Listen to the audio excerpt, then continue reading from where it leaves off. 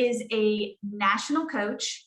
He has put together this series and he's calling it Breaking Through Barriers. And the purpose of this class, for all of you who are going to get this recording and who are joining us, is to take that where you are and level up. Sometimes we get stuck, right? We hit a ceiling and we just can't do any better. And that's what this class is all about, is breaking through that barrier. And we're calling it a masterclass. So Victor, a little background, he is an Inman News keynote speaker and presenter on leadership to build your brokerage.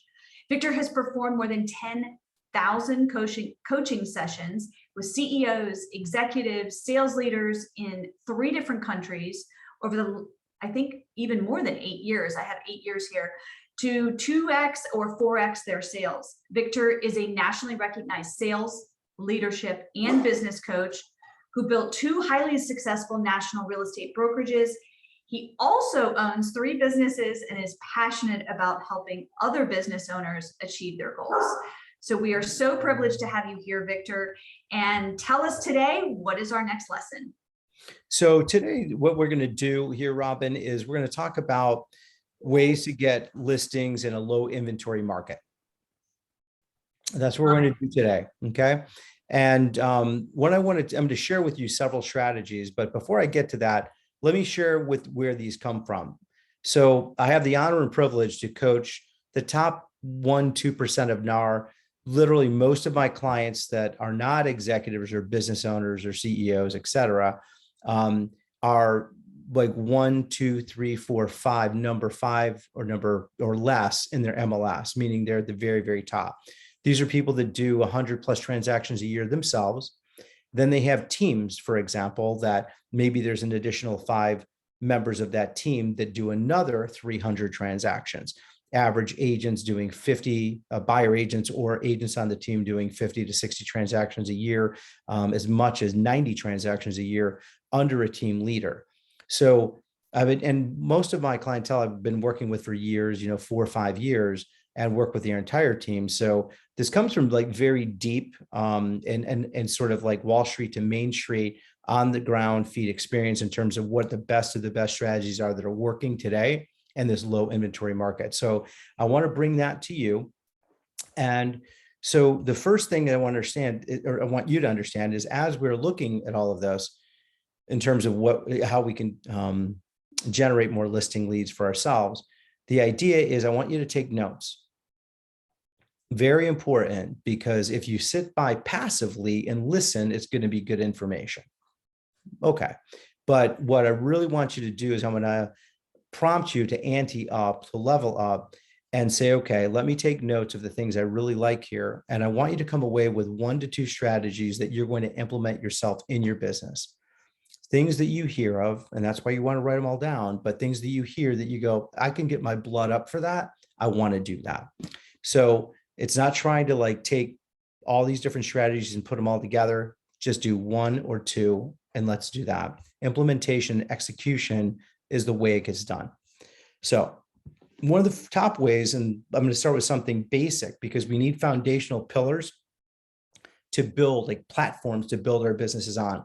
We need 3 to 4 to 5 business strategies that are going to generate listings and buyers for us. So the number 1 place to go, I know this might sound a little old, but I'll get you some cool stuff in a minute. Okay. But what's pretty straightforward, a basic platform is we got to go to past clients and we have to go to sphere of influence. Now, what I find with even working with very top teams, now some teams are like killing it, crushing it. They've got marketing dialed, et cetera. But what I find is a lot of team leaders that I work with that are doing, let's say 100 transactions a year, and then they want to build a team. They have like a TC or an EA, executive assistant, or they have an ops manager, things like that, or they make a fatal mistake. A lot of times they start with themselves and they feel like they need more ground coverage for open houses and showings. So they hire a buyer agent as their first hire, which is a huge mistake. But that's where I run into a lot of people they're at this place where they've crushed it as an agent and they want to grow and expand maybe locally, regionally, or even beyond that.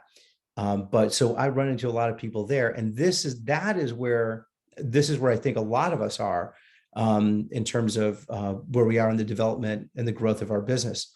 So the marketing part is not in place. So do we have that 36 or 39 touch point strategy where we're talking to our clients? Do we have something automated? Are we using our CRM?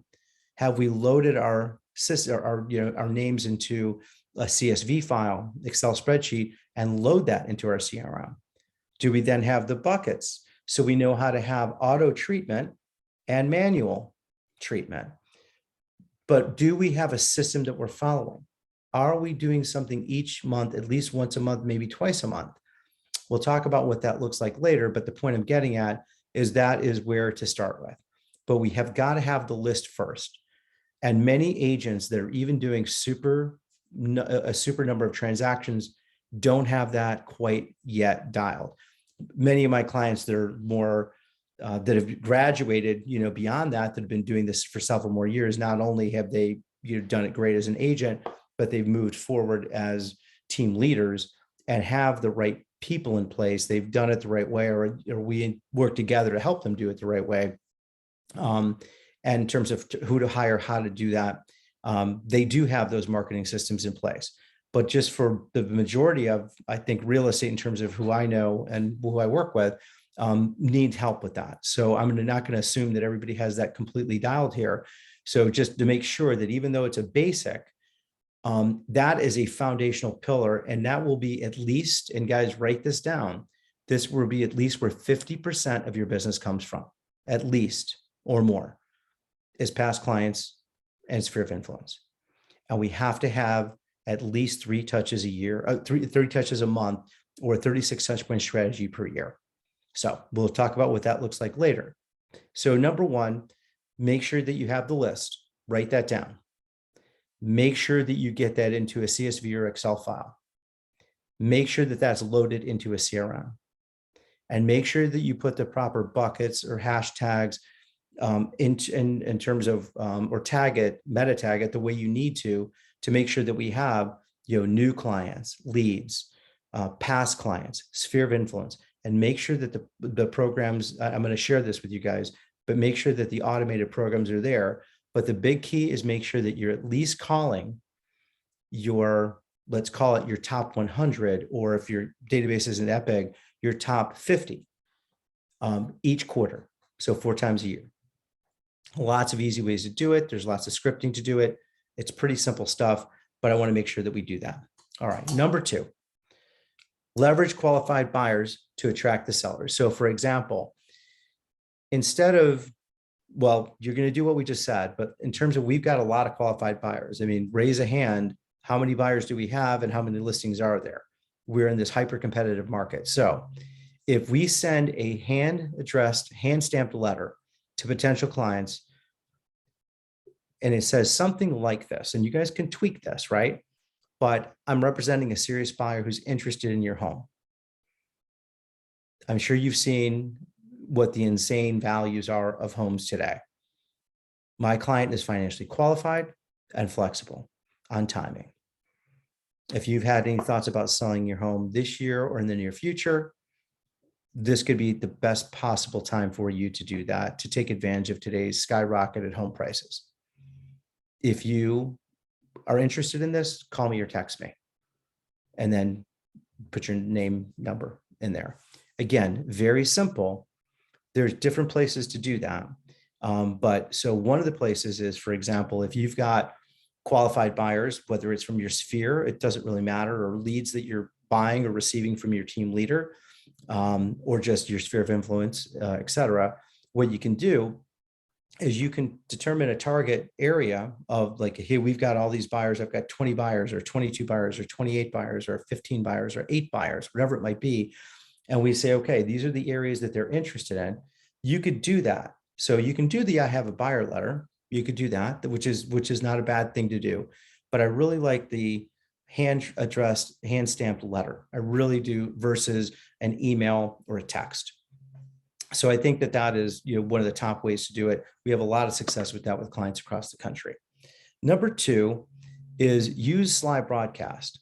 So what's cool about slide broadcast, some of you guys may be familiar with that, but what it really is you can record a single message and have that go out to a broadcast, which is why they call it slide broadcast, have it go out broadcast to as many people as you want to. I think they have a limit of 1,000.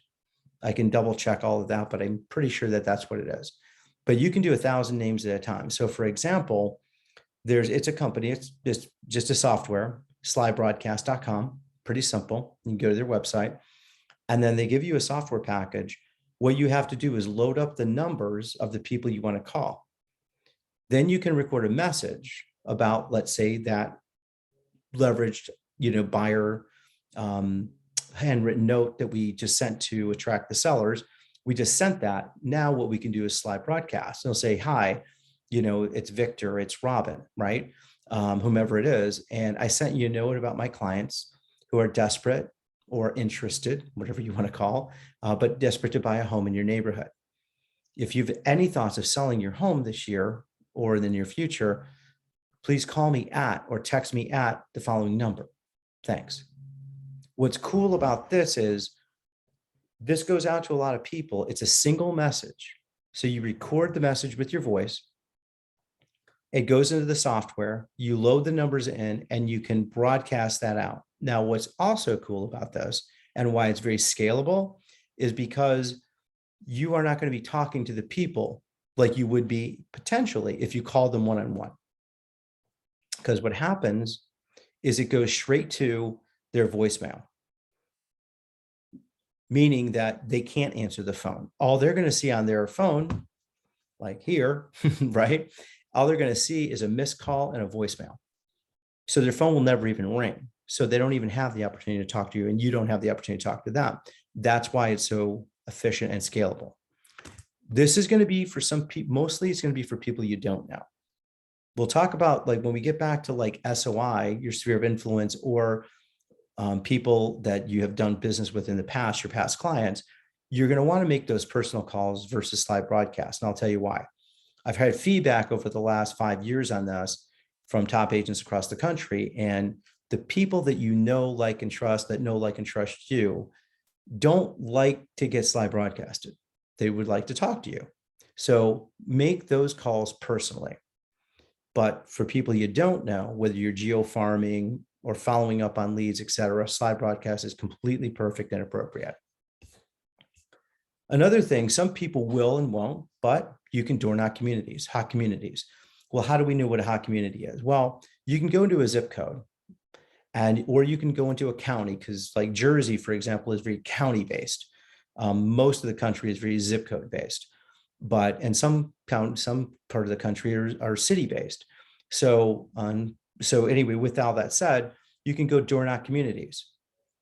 And so how do we know what's hot?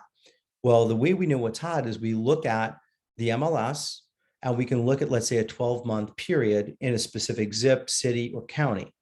And then we can see the number of listings and the number of home sales. And then the data will speak for itself. So if you see, zip code A, with 27 or 87 or 187 sales, depending on the size of the zip code, you see that, you say, okay, this is where the demand is, where this is only 2, or this is 8, or this is 5. You can say, okay, well, that's a hot community.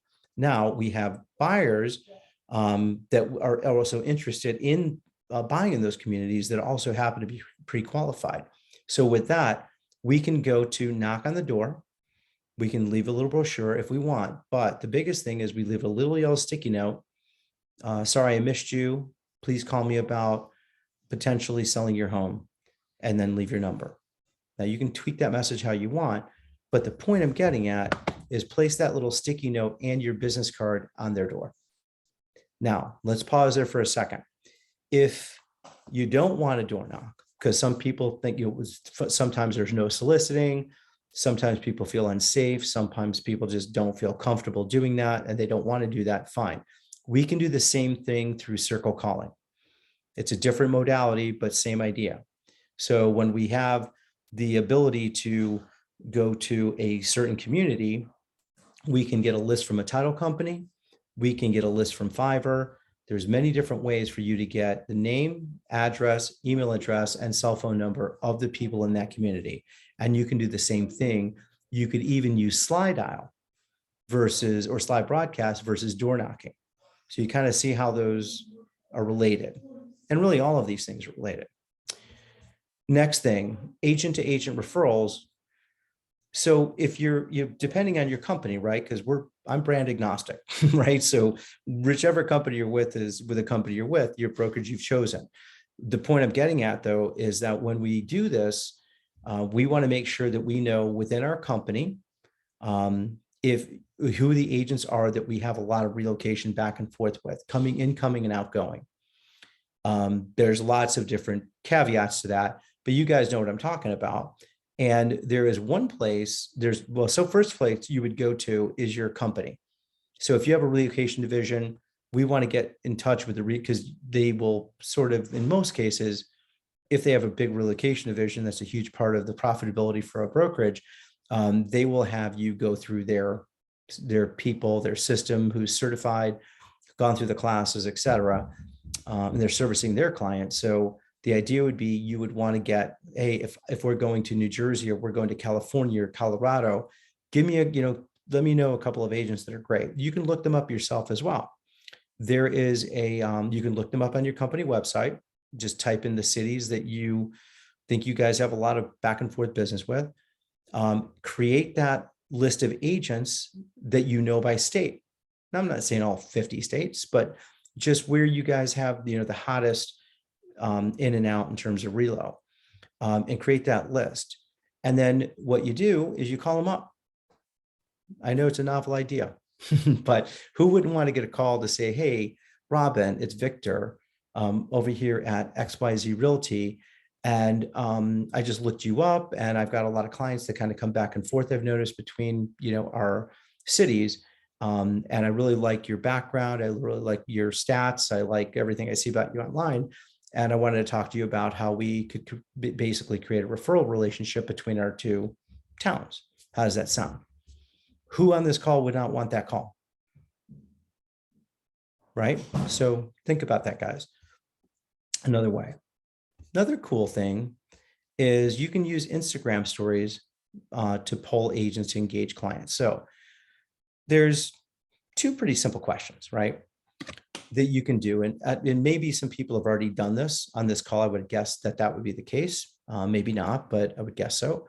But there's two really good questions. And you can reword these however you like. But one is that you can put on your poll to engage potential clients is, one, are you living in your dream home now? And then below it's yes or no. Two, have you thought about capitalizing on the prices in the market today? And you can reword that however you would like. And the answer is yes or no. Or have you thought about selling this year? Yes or no. So then what you do is you send a personal direct message to those people who answered no to question one, which would be, are you living in your dream house? No. Okay, well, then that kind of would indicate that there's some motivation there. And then two, have you thought about selling? And the answer is yes. So either way, if they answer no to one and yes to two, you do a direct message to them, right? And that direct message would be, thank you for replying to my Instagram poll or participating in my Instagram poll. Would love to talk to you more about, again, whether it's they are not living in their dream home or they're thinking about selling. So just, create that message appropriately. There are some guides that I have that I can provide if you guys are interested in it for downsizing. So a lot of people, especially as our, depending on your market, but especially as our population is aging quite a bit, right? I don't know if anybody's noticed that, but there's fewer children being born and there's a lot of people from the baby boom generation. So a lot of things that could happen and are happening in a lot of the markets are downsizing. So we have something called downsizing with distinction. There's other ways that, we've got that phrase, but effectively it's if they want to move from the house they've been in for 15, 20 years or more, raise their family, now they either going to go into assisted living or they're going to go down smaller. You can certainly do that. And there's a brochure that we can send. So I don't want to get into the Facebook landing pages and Facebook ad samples and all that right now, but I just want to at least give you another idea. So you can get your SRS. You can go get specialized in seniors. I'll give you an example. I have a client in Philadelphia that I've been working with for years, and what does she do? Geez, I think it's about 100 million now in volume. And one of the things we, tapped into which is part of what she wanted to do 5 years ago that we started working on, was she targeted these areas where she knew, she got with the title rep, and she knew all of these places were people with good equity, which Robin's talked about Remind before. And if you guys have that in your MLS, some MLSs have it, some don't. If you do, it's a really great resource. I'll talk about that for more in a second. But the bottom line is you can see based on a radius, where people are, when they bought, how long they've been there, and equity as well. So it gives you great data. And if you don't, it's not Remind, we have to find another resource. The second best and fastest place to go without paying any money is Title Company. They can help you with a lot of the same information. But the idea is if you want to target seniors that want to downsize or go into assisted living, et cetera, then you can certainly do that. So there's either Title Company or Remind. Those are two great resources for you. That's REMINE, and that may be part of your MLS. The other thing, kind of going back to another strategy, going back to what we were talking about a little earlier, past clients, typically and historically, it's been like 5 to 7 years. So 5 to 7 years is when people move again. That's usually what it's been. But really think about what's been going on in your marketplace, even in the last year to 2 years. I mean, there's markets, again, depending on price points, and I know that's completely across the board, very different, but just think about something's gone up $100,000 in a year, $200,000 in 2 years or more, or even $80,000, whatever it might be. But everything is through the roof, right? So go back to past clients. If you're an experienced agent, go back to past clients as early as 2 years ago, because a lot's changed just in the last 2 years. So if you look at from 2 to 5 or 2 to 7 years, they have equity. Now, here's the big thing, and I want to share this with you. Prepare a CMA for them. Number one, they're past clients. So we're not doing this randomly for a group of people we don't know. That would be not smart. Let's just say that. But for people that know you, like you, and trust you, that you have a relationship with, that you've sold or sold a property for or sold a property to, here's the idea. You prepare a CMA for them, a full CMA. I have a client in Colorado that did this maybe 8 months ago. And we identified, I think it was 130 past clients in the last 2 to 5 years. I think it was, or maybe it was 150, whatever it was, but it was right in there. Let's just call it 150. It was around in there.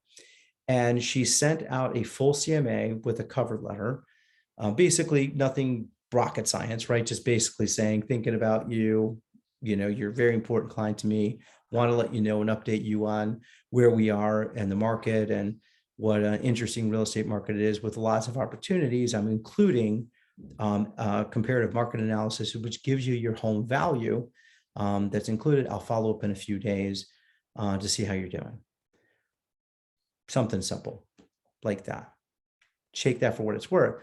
She sent that out. She listed 7 properties in the next 30 days from that one mailing, and then following up with phone calls and texts. Wow. Right now, we can get really cool and start stacking this and stack the cool, right? We can also do slide broadcasts. Now, I already told you my opinion. If they know you, like you, and trust you, call them personally. But if you're one of those agents that are doing 100+ transactions a year and you go, Victor, I just don't have any time and I don't trust my VA to do it, whatever it might be, if the very minimum, do a slide broadcast if you just don't feel like you can make the time. Do something though. Don't overthink it and then do nothing. Don't move toward what most people do, which is they overthink things and then move toward inertia, which is not to change anything. The big key after preparing the CMA and mailing that to them, you can also email it to them, but also I think physically mailing that to them too. What we want to also know, or not also know, but what we also want to do is make sure that we follow up by phone and text. And if we do decide, this would be a cool time, if you think about it, kind of stacking the cool and delivering this, kind of putting some things together here. What if you delivered those? Now, if they're all over the place and they're not geographically desirable to deliver to, okay. But I'm just saying that if you could, maybe there's 20 houses, then a mile or two of each other that you could say, hey, I could go crush that, then you can do that. So you could go give that and hand that to them if they're home, and or leave that little yellow sticky note, says, again, sorry, I missed you. I was thinking about you. Just want to let you know, CMA, I left you a message. I'll follow up with you in the next couple of days. Again, good. So the next piece is non-occupieds. So some markets have a lot of those. Some markets don't have as many. It depends on your market, because some markets are a lot of second homes. Some markets are even a lot of third homes, depending on what we're talking about. But the point I'm getting at is when we have non-occupied homes, the sellers don't occupy them, and or investors, we can do the same idea. So if we have single family homes, that's one thing. If we have multifamily homes that, when we're attaching this to a seller, that's number two. Or if we have multiple homes owned by a single owner or a corporation, whatever it might be, an LLC, an S Corp, et cetera, if we have those, we can also contact them. So here's kind of the idea. It's like, and this is part of the letter. I noticed you own several properties here in the area of Charleston or Charlotte or Seattle, Washington, New York City, whatever. And I work with, several families, investors, helping them with property acquisitions and trades. So again, super simple. And to be direct and show you how serious my clients are, I've enclosed a CMA or market analysis or property value, because we want to speak. If they're an investor, they're going to know what that means. If they're a single homeowner, they may not know. But the point is, you want to speak as in layman's terms as you can. People understand what their home value or property value is versus a CMA. So be careful about lingo on that. But I've included a property value or home valuation or property valuation. If it's a single property, for that property, if it's multiple properties, for all of your properties. Okay. That's going to definitely get their attention. Take a look. If there's a property that from the investor side, if there's a property that's under delivering, perhaps we could discuss alternatives. If it's a single family home, I've got people that are, very interested. You've got pre-qualified buyers that are flexible and very interested in your home. If you would be open to discuss, if you're open to the potential of selling your home this year. Keep it simple. And then after that, I look forward, I'll follow up in a few days. And I look forward to connecting soon. So again, not rocket science here, guys, but I want what I'm really trying to impress upon you. I'm giving you many different ways to do this. And let me pause here for just a second, because what I hear is, oh gosh, the market's really tough. We're putting multiple offers in. We're putting 30 offers in. My buyers are getting frustrated. And they're going to give up. They're just going to continue renting, or they're going to sign a new lease, and whatever it is that's going on. Is that fair? It is fair. But what I'm trying to share with you is fair is going to end up with you broke and killed. Not going to work. So we don't want to be fair. What we want to do is we want to compete, and we got to think smarter. We got to outfox the fox, and we have to dig deeper and go wider. So when we used to have 5 calls to get a listing, we might have to do 25 calls to get a listing. Or if it's 25 used to be, now it's 100. So the bottom line is, we've got to, if we really want to compete in this marketplace, we have to overturn all the stones, again, based on our strengths, because each one of these are going to line up differently with every person listening to this call. What I'm asking you to do and imploring you to do is go, which one can I get behind? Which one will I actually do? And then hold yourself accountable, or find a coach, or find Robin, or find a team leader, find somebody that will help you do what you need to do. But let's get out of the shadows. Let's get into the light and let's move forward with purpose and power. That's the point. And not be we don't want you to be on the receiving end of waiting for a phone to ring or waiting for a lead to come in or waiting for a referral from a past client. And you're sitting there. I talked to an agent today. I'll just make this quick, but he does 60 units a year. He's done 1.5 million this year in total volume. And he usually does, I guess it's around 15. And I've been coaching this particular team who's number one in their state, with like almost 600 units a year with 5 people. And he's not their top producer. He's kind of actually one of their lower producers. But the point I'm getting at is he's always been a solid producer. And now he's like nowhere to be found. So team leader and I talked. I work with their entire team, circles me back with him. I haven't talked to him in probably 3 or 4 years. And because I've been working with the rest of the team individually. And then, so he came back, we had this conversation, we level set right here. And he's like, Victor, this is just what I needed. Now, this is a guy that's been doing this for 12 years, right? This is not new information. This is not groundbreaking in any way. But the point about this is its execution and implementation. So I want you guys to really take from this what you can get behind and you feel like you can implement, and then find somebody to work with to hold you accountable. Team leaders, great. So next is, if you are on a team, awesome. If you're not, totally fine. But here's the deal. There's 2 sites that are really good. There's actually many. And Mona, if you could make our list available for the listing referral-based sites, so they don't have to, try to reinvent the wheel and figure this out. But there's 2 ones that come up at the top of the list for listing leads. And one is HomeLight. Now, if you're on a team, I would certainly think your team leader already have that done.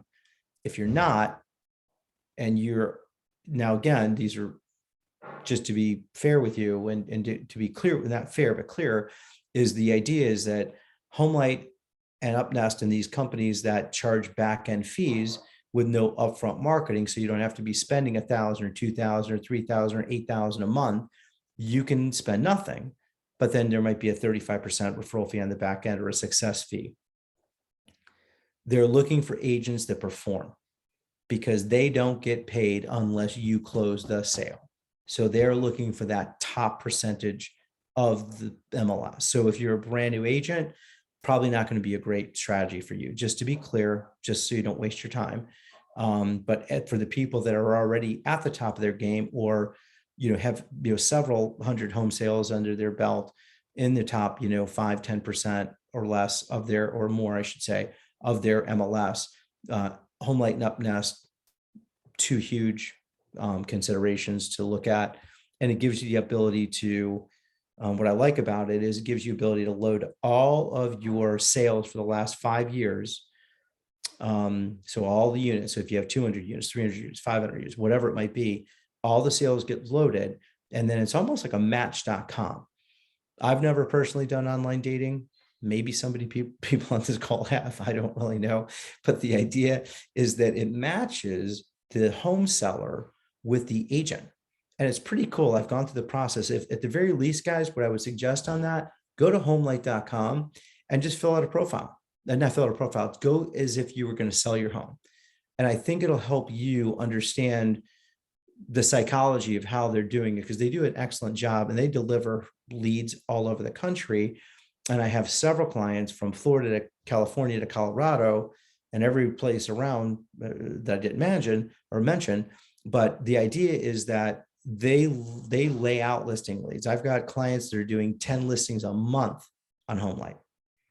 Now, that's very market dependent. It's very agent dependent. It depends on your competition. There's a lot of considerations, but I want you to at least be aware of what's going on there, how it works. I think it'll be very good educationally for people that are newer, for people that are rocking it already. If you're not on it, get on it. Next.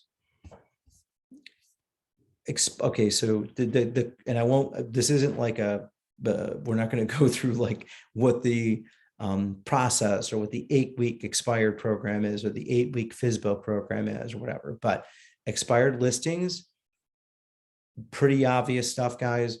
Go to your broker, go to your team leader to find out more. Look at your MLS, see how many expireds there are a day. Is there enough of a market there for you to go to in your current market? Some places, yes, some places, no. A consideration. Second, for sale by owners. Okay, great.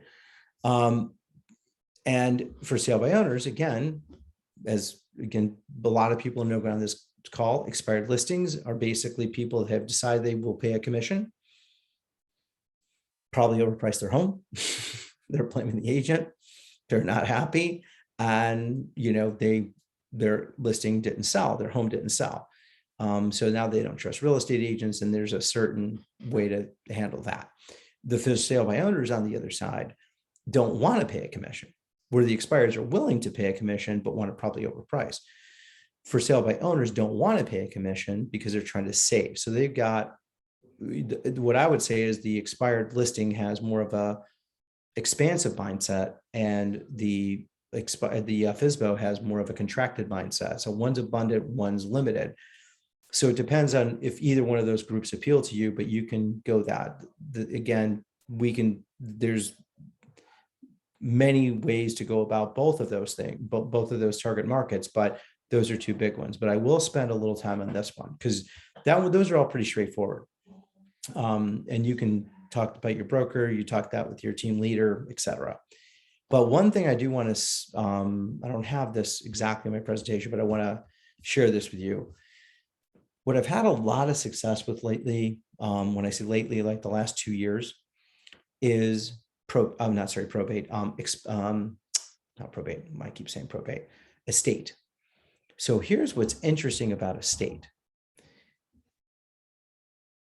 Well, back up for a second. First client, and I've helped many clients with this since then.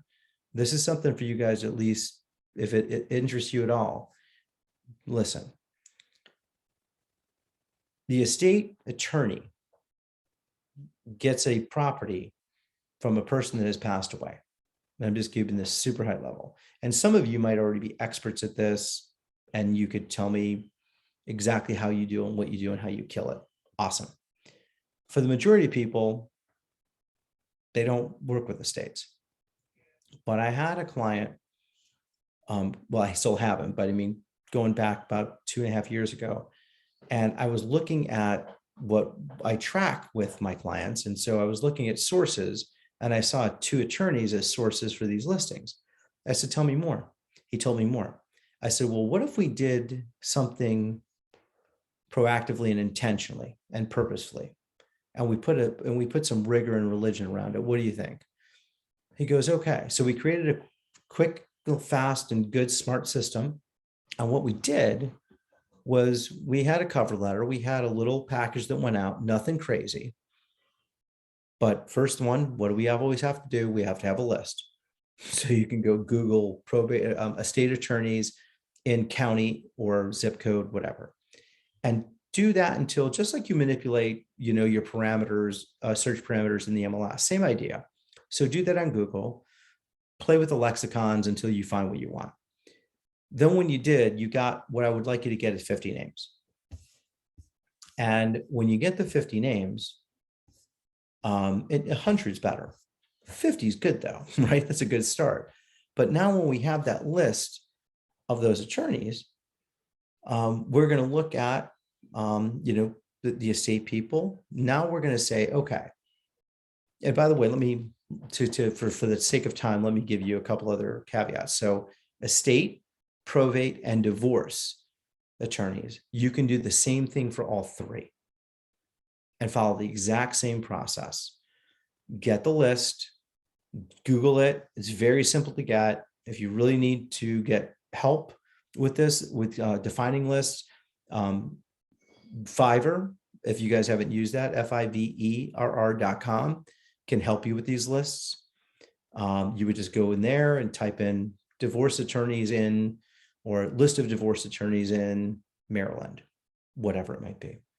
So then you'll get a bunch of providers, look for the 5-star, have the conversation. It's very inexpensive, $50. They'll give you a list of maybe 500 names, 50 names, 100 names, whatever it is there.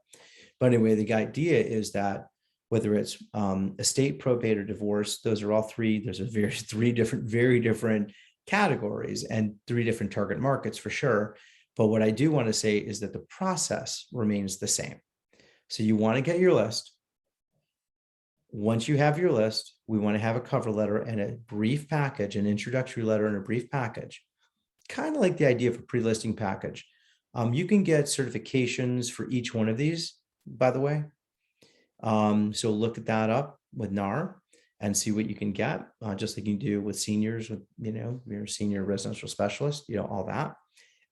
So the idea is that you can get your specialty certifications, but the idea is that you would get that list, you would send a cover letter, and then what you can do, you can certainly call, but what I will tell you, what I help my guys do, my gals do, my people do, I should say, is that we create a call list. So we have 50 targets, and I'll tell you what the results are on this, just straight up. 50 targets, and we treat it like outside sales. We have a pharmaceutical background, so this is probably where it comes from in my brain. Probably helped me a lot in real estate. I'm sure it did, but in real estate sales. But the idea is that you have this list and you go, okay, all right, well, I'm going to hit these people this day.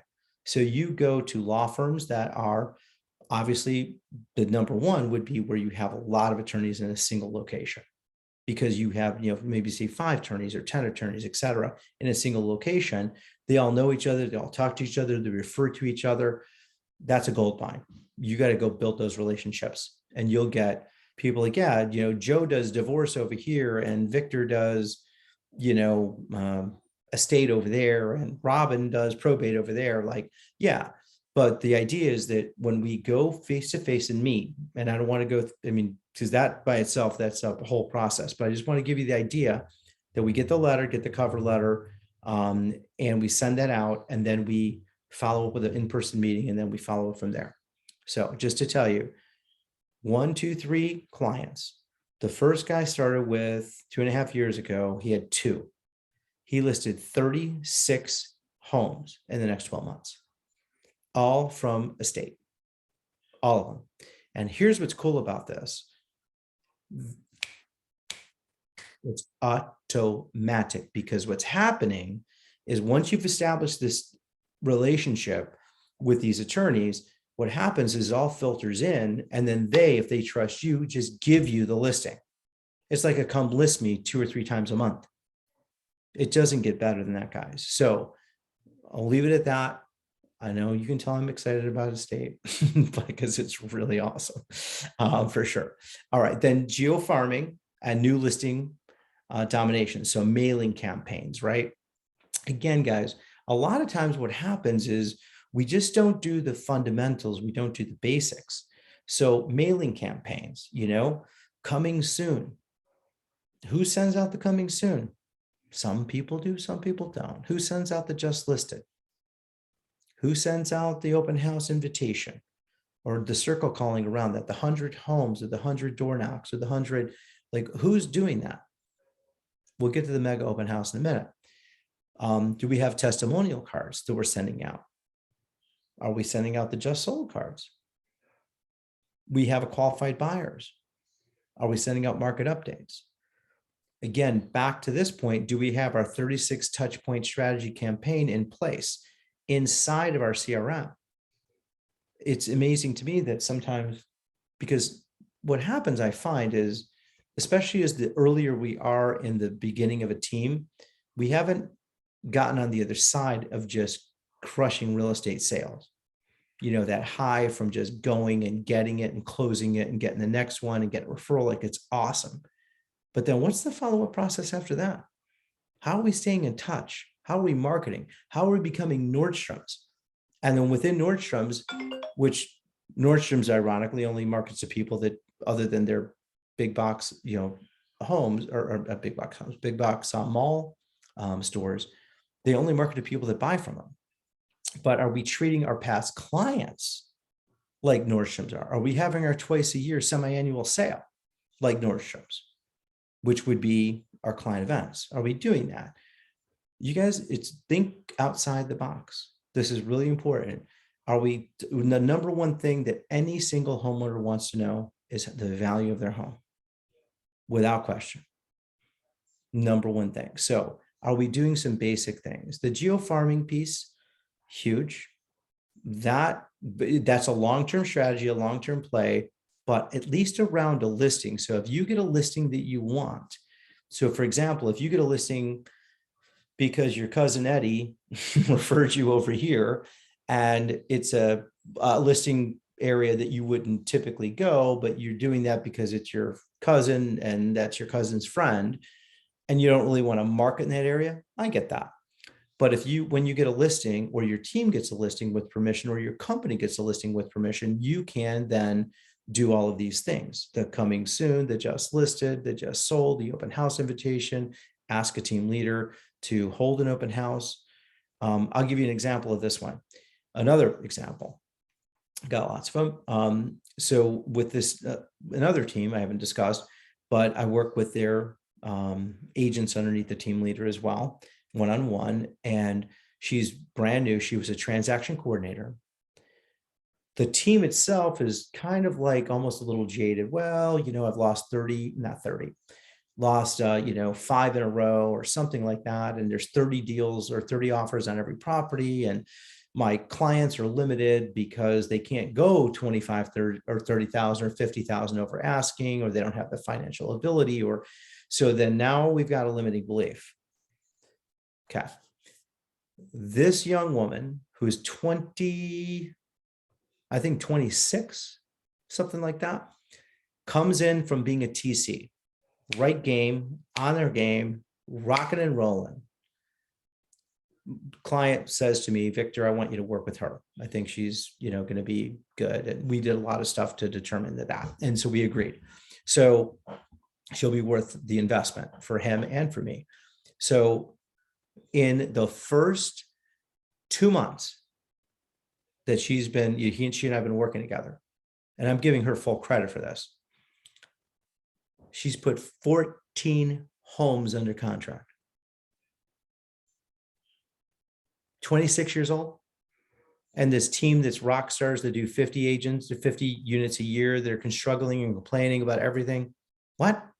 How did that happen? Right here, mindset. Because she's determined it, and she wants to do what? The agents go, I don't want to do open houses. I don't want more buyers. Well, 65% of the people you're going to meet in an open house have a home to sell.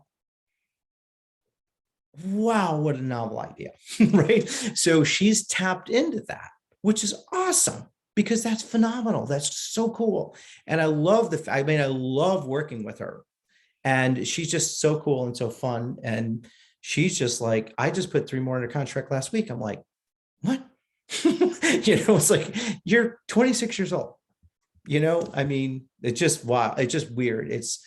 You're so new, you don't know anything. And I think sometimes that maybe is a good reminder for all of us that we forgot what got us here. And we have to go back to what got us here. We have to rekindle that energy. We have to open up the mind, because the mind's like a parachute. If it's closed, it doesn't work. You fall and die. When it's open, it works. It's effective and it serves its purpose. So again, on that simple stuff, but it is what it is. So the other, I think there's just like these. So we got probate, we have the other thing, and it's get back to kind of the remind thing, and the title company can help you with this, but equity owners, targeting those people that's 2+ years, that's great. Remind, if you can't find that, work with the title company, find the equity owners, 2 to 5, 7 years who have equity, you can do that. Notice of default, another really good opportunity. You can get those lists, you can buy those lists very inexpensively. NODs, notice of default, and you treat those very much like you would treat a probate. Even though they're 2 totally different things, just in the notice of default, we just have somebody that's not paying their mortgage anymore.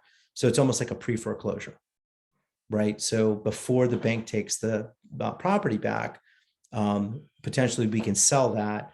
And if they've been in the property for a little while, then they have some equity and they can maybe get out of this. Because if you do this right and you got the right client that's willing, like you don't want somebody with a shotgun, out the front window that's not moving and not leaving unless the law comes and takes them. That's not going to work.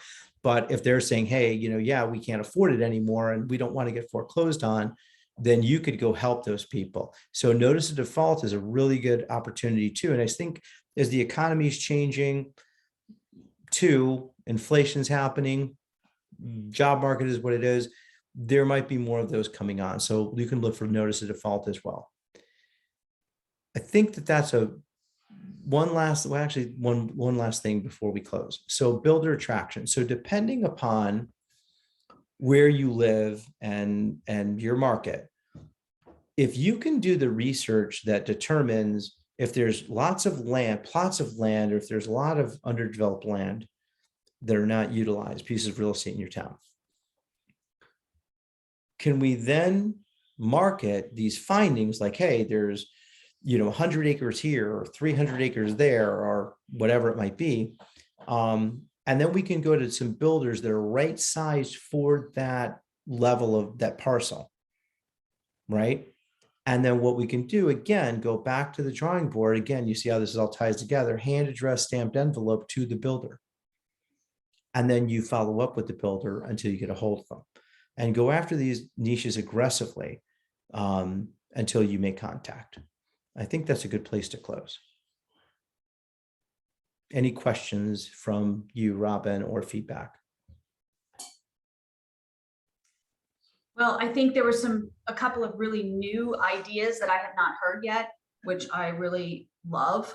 And I know a lot of people have been talking about where to get listings, but it's really nice to hear some new ideas from, clients that you have from all over the United States. And I think the estate for me was huge. And I think that we're all challenged with scale, because all of us are spending so much time getting one buyer under contract or, getting through the process. And it's more challenging than it's been in a really long time. So anything that we can do to scale the incoming leads is great, because we've had, tremendous success with circle prospecting, but you and I both know, Victor, that takes time, right? You're on the phone. And I loved the idea of this live broadcast. I thought that was genius, because again, it's about scale. How do you do more with the less time that you have than you did before? So appreciate it. You're so welcome, Robin. I guess we'll sign off with that. I appreciate everybody here, and Robin, I appreciate you, and we'll catch you next time with the next subject, I guess, next month. Yes, absolutely. And just so you guys know really quickly, we are doing, I believe, database, correct, Victor? I believe so. And it's let's confirm that before next. Okay, I will. But yes, but it's definitely right. May 25th, 3 to 4 p.m. So hope to see you all then. That's right. Thanks, guys. Bye-bye. Thank you. Bye.